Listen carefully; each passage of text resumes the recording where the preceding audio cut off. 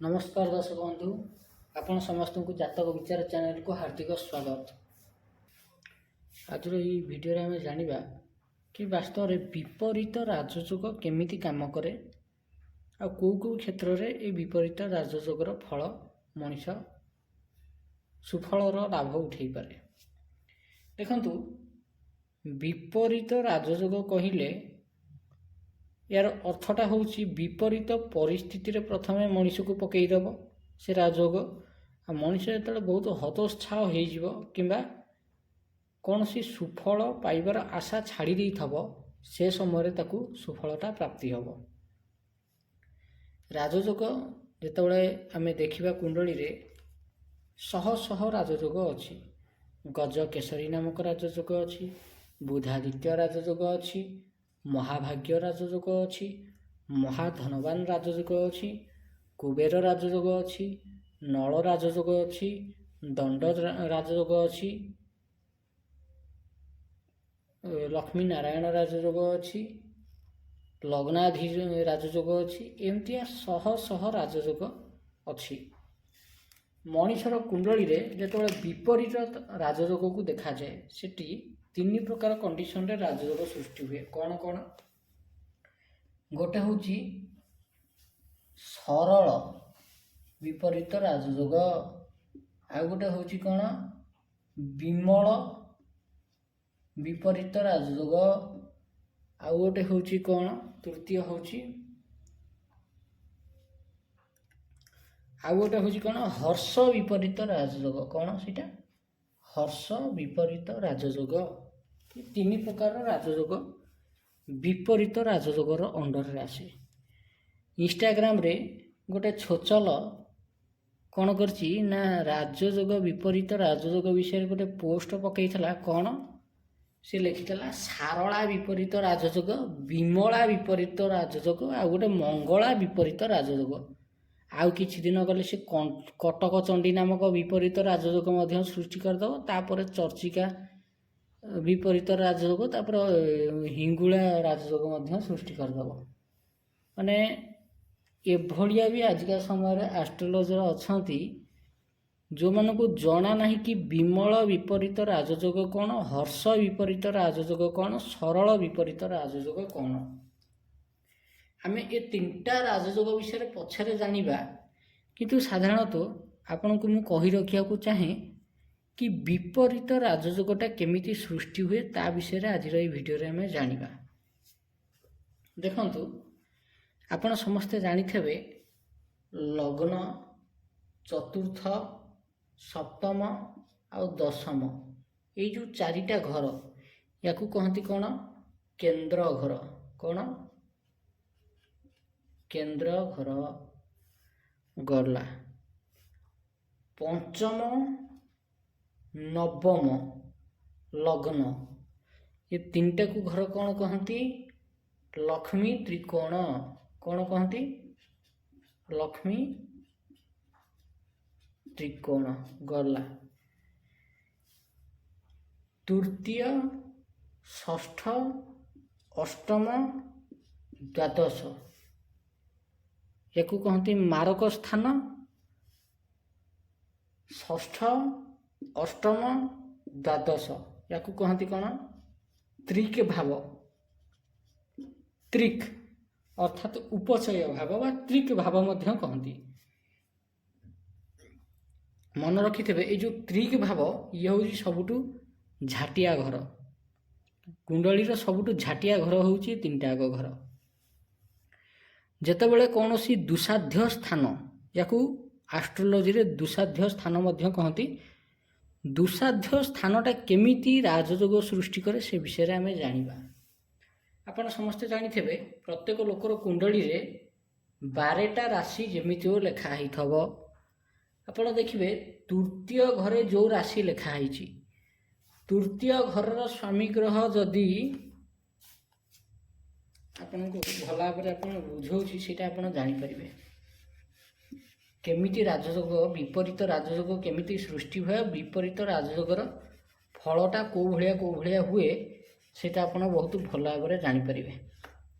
देखंतु ଯଦି ତୃତୀୟ ଘରର ସ୍ୱାମୀ ଗ୍ରହ ଷଷ୍ଠ ସ୍ଥାନରେ, ଅଷ୍ଟମ ସ୍ଥାନରେ କିମ୍ବା ଦ୍ୱାଦଶ ସ୍ଥାନରେ ବସେ, ସେଭଳିଆ କ୍ଷେତ୍ରରେ ଗୋଟେ ବିପରୀତ ରାଜଯୋଗ ସୃଷ୍ଟି ହେବ। ଏହି ବିପରୀତ ରାଜଯୋଗର ଫଳ କ'ଣ ହେବ? ସେ ବ୍ୟକ୍ତି ଅତ୍ୟଧିକ ପରିଶ୍ରମୀ ହେବ, ତା ଜୀବନରେ ସଂଘର୍ଷ ଆଉ ସୁଖ ବରାବର ମାତ୍ରାରେ ରହିବ।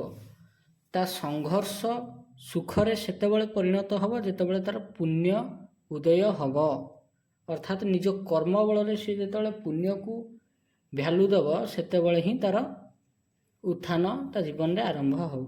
ଇଏ ହେଲା ଗୋଟାଏ ପ୍ରକାର ବିପରୀତ ରାଜଯୋଗ। ନେକ୍ସଟ ଆସିଲା କ'ଣ? ଷଷ୍ଠ ସ୍ଥାନ। ଷଷ୍ଠ ସ୍ଥାନ ହେଉଛି ତ୍ରିକ୍ ଭାବ। ଷଷ୍ଠ ଘରର ରାଶି ଯେଉଁଟା ଅଛି ସେ ରାଶିର ଅଧିପତି ଗ୍ରହ ବା ଷଷ୍ଠ ସ୍ଥାନର ସ୍ୱାମୀ ଗ୍ରହ ଯେତେବେଳେ ଅଷ୍ଟମ କିମ୍ବା ଦ୍ୱାଦଶ ସ୍ଥାନରେ ବସେ ସେତେବେଳେ ମଧ୍ୟ ବିପରୀତ ରାଜଯୋଗ ସୃଷ୍ଟି ହୁଏ। ଯେତେବେଳେ ଷଷ୍ଠ ସ୍ଥାନର ଗ୍ରହ ଯାଇକରି ଅଷ୍ଟମ କିମ୍ବା ଦ୍ୱାଦଶରେ ବସେ, ଏଭଳିଆ ଲୋକ ଜ୍ୟୋତିଷ ବିଦ୍ୟାରୁ ଭଲ ପଇସା ଇନକମ୍ କରନ୍ତି, ତନ୍ତ୍ରମନ୍ତ୍ର ସିଦ୍ଧି କରିକିରି ଝଡ଼ା ଫୁଙ୍କା କରିକିରି ଭଲ ପଇସା ଇନକମ୍ କରନ୍ତି।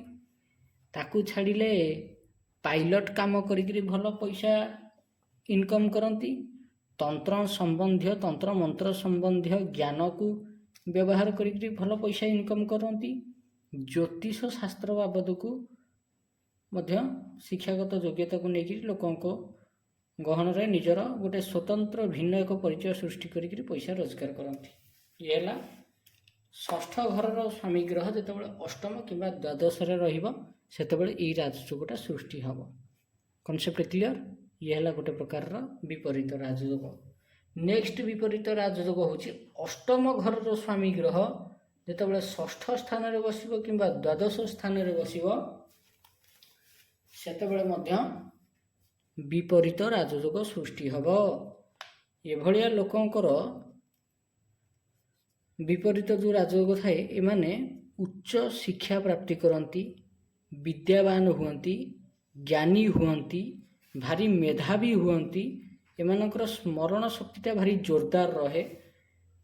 ନିଜର ଶିକ୍ଷାଗତ ଯୋଗ୍ୟତାକୁ ନେଇକିରି ଏମାନେ ବିଦ୍ୱାନ ମହଲରେ ନିଜର ଭିନ୍ନ ଏକ ପରିଚୟ ସୃଷ୍ଟି କରନ୍ତି। ସାଧାରଣତଃ ଦେଖାଯାଏ ଯେଉଁମାନଙ୍କର ଅଷ୍ଟମେଶ ବା ଅଷ୍ଟମ ଘରର ସ୍ୱାମୀ ଗ୍ରହ ଷଷ୍ଠ କିମ୍ବା ଦ୍ୱାଦଶ ସ୍ଥାନରେ ବସିଥାଏ, ଏଭଳିଆ ଲୋକ ଦେଖାଯାଏ ଯେ ରିସର୍ଚ୍ଚ ଫିଲ୍ଡରେ କାମ କରିକିରି ଭଲ ପଇସା ଇନକମ୍ କରନ୍ତି। ହୁଏତ ଏମାନେ ଗୋଟେ ଭଲ ଡାଟା ଆନାଲିଷ୍ଟ ହେଇଯିବେ, କିମ୍ବା ରୋବୋଟିକ୍ସ ଇଞ୍ଜିନିୟର ହେଇଯିବେ, କିମ୍ବା କୌଣସି ପ୍ରକାରର ଥେସିସ୍ ଲେଖିକିରି ପଇସା ଇନକମ୍ କରିବେ, ନୋଭେଲ୍ ଲେଖିକିରି ପଇସା ଇନକମ୍ କରିବେ, ବହି ଛାପିକିରି ପଇସା ଇନକମ୍ କରିବେ, ନଚେତ କୌଣସି ପ୍ରକାର ଚିତ୍ର ଅଙ୍କନ କରିକିରି ତାକୁ ବିକ୍ରି କରିକିରି ପଇସା ଇନକମ୍ କରିବେ, ଏଇ ଟାଇପ୍ର ହେବେ। ଏମାନଙ୍କର ବୁଦ୍ଧିଟା ଭାରି ତୀବ୍ର ହୁଏ। ତେଣୁ ଅଷ୍ଟମେଶ ଯେତେବେଳେ ଷଷ୍ଠ ସ୍ଥାନରେ କିମ୍ବା ଦ୍ୱାଦଶ ସ୍ଥାନରେ ବସେ ସେତେବେଳେ ଏମିତିଆ ରାଜଯୋଗ ସୃଷ୍ଟି ହୁଏ ଯେଉଁ ରାଜଯୋଗ ବ୍ୟକ୍ତିକୁ ରିସର୍ଚ୍ଚ ଓରିଏଣ୍ଟେଡ଼ ବନାଇ ଦିଏ। ଜ୍ଞାନ ଦ୍ୱାରା ହିଁ ଏ ଲୋକ ପଇସା ଇନକମ୍ କରେ। Concept clear? ନେକ୍ସଟ ଆସିବା ଆମେ କାହାକୁ? ଦ୍ୱାଦଶାଧିପତି ଆଡ଼ିକୁ। ଯେତେବେଳେ ଦ୍ୱାଦଶ ଘରର ସ୍ୱାମୀ ଗ୍ରହ ଷଷ୍ଠ ସ୍ଥାନରେ କିମ୍ବା ଅଷ୍ଟମ ସ୍ଥାନରେ ବସେ ସେତେବେଳେ ଯଦି କୁଣ୍ଡଳୀରେ ବୁଧ ବଳବାନ ଥିବେ, ଅଷ୍ଟମ ଭାବର ଅଧିପତି ହେଇଥିବେ ବୁଧ, କିମ୍ବା ଅଷ୍ଟମେଶ ଲଗ୍ନ ସ୍ଥାନରେ ଥିବେ, ନଚେତ ଅଷ୍ଟମେଶ ନିଜେ ଶନି ହେଇକିରି ବୁଧ ସାଙ୍ଗରେ ବସିଥିବେ, ଏଭଳିଆ ଲୋକ ଗଣିତଜ୍ଞ ହୁଅନ୍ତି। ବହୁତ ଭଲ ଗଣିତ ଏମାନେ କଷିପାରନ୍ତି। ବଡ଼ ବଡ଼ ବ୍ୟବସାୟୀମାନଙ୍କର କୁଣ୍ଡଳୀରେ ଦେଖିବେ ଦ୍ୱାଦଶାଧିପତି ଷଷ୍ଠ ନଚେତ ଅଷ୍ଟମରେ ଥିବେ।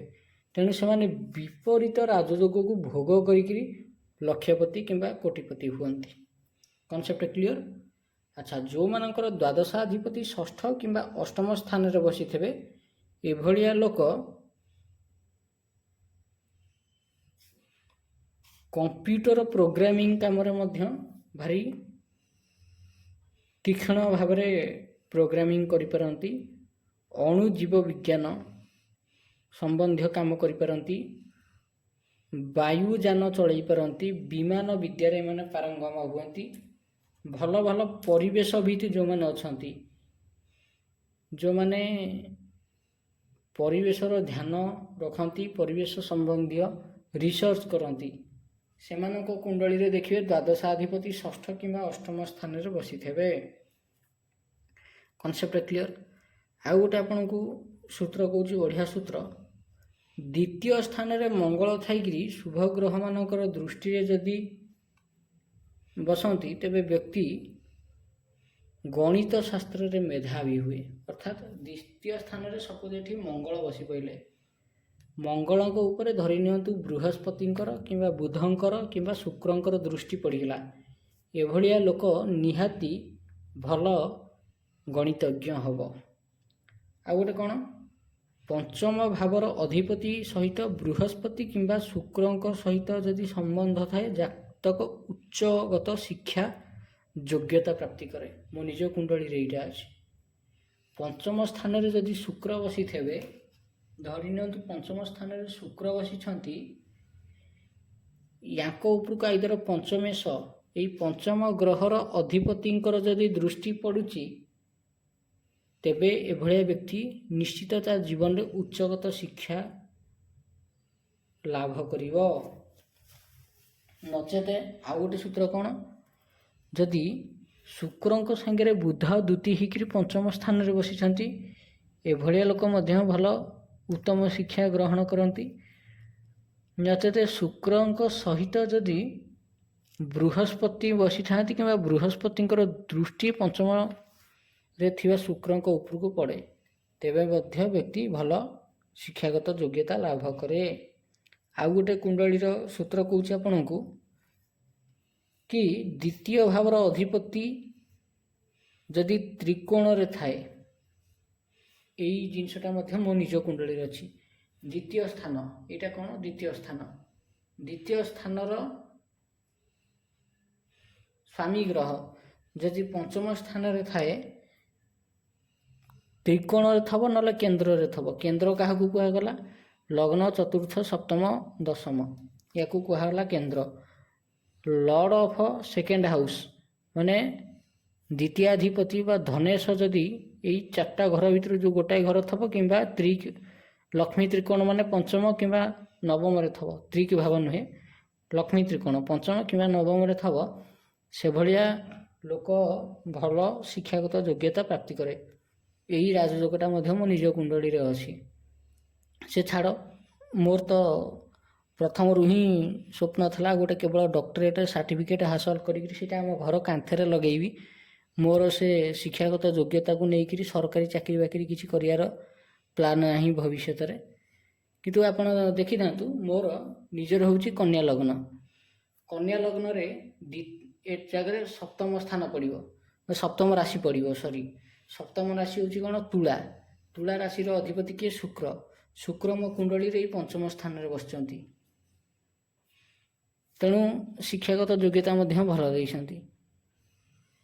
ଏଇ ରାଜଯୋଗଟା ମୋ ନିଜ କୁଣ୍ଡଳୀରେ ଅଛି। ୟାର ପ୍ରତ୍ୟକ୍ଷ ଭୋଗୀ ମୁଁ ନିଜେ। କିନ୍ତୁ ସେ ଛାଡ଼ନ୍ତୁ, ସେ ଡକ୍ଟରେଟ୍ ସାର୍ଟିଫିକେଟ୍ ମଧ୍ୟ ଆସିଯିବ ଏଇ 1-2 ବର୍ଷ ଭିତରେ ସେଇଟା ମୋ କାନ୍ଥରେ ଲଗା ହେବ। ସେଟାରେ ମୋର କିଛି ଅବଜେକ୍ସନ୍ ନାହିଁ। ଆଉ ଭବିଷ୍ୟତରେ ମଧ୍ୟ ପାଠଶାଠ କିଛି ପଢ଼ିବାର ମୋର ପ୍ଲାନ୍ ନାହିଁ। ତେବେ କୁଣ୍ଡଳୀରେ କେମିତି ଗ୍ରହଙ୍କର ସ୍ଥିତି କ'ଣ ରହିଲେ କେମିତି କାମ କରେ, ସେଇଟା ଆପଣ ଏଇ ସୂତ୍ର ମାଧ୍ୟମରେ ହିଁ ଜାଣିପାରିବେ। ଆଶା କରୁଛି ଆପଣଙ୍କୁ ଭିଡ଼ିଓଟି ଭଲ ଲାଗିଥିବ। ବିପରୀତ ରାଜଯୋଗ ବିଷୟରେ ଆପଣ ନିହାତି ଜାଣିପାରୁଥିବେ, ଆଉ ବହୁତ ଭଲରେ ବୁଝିପାରୁଥିବେ ବୋଲି ମୁଁ ଆଶା କରୁଛି। ଯଦି ଆପଣଙ୍କୁ এই ଭିଡ଼ିଓଟି ଭଲ ଲାଗିଛି, ଏଇଭଳି ଭିଡ଼ିଓ ଦେଖିବା ପାଇଁ ଆପଣ ଆମ ଚ୍ୟାନେଲ୍ ଜାତକ ବିଚାରକୁ ନିହାତି ସବସ୍କ୍ରାଇବ୍ କରନ୍ତୁ। ଧନ୍ୟବାଦ।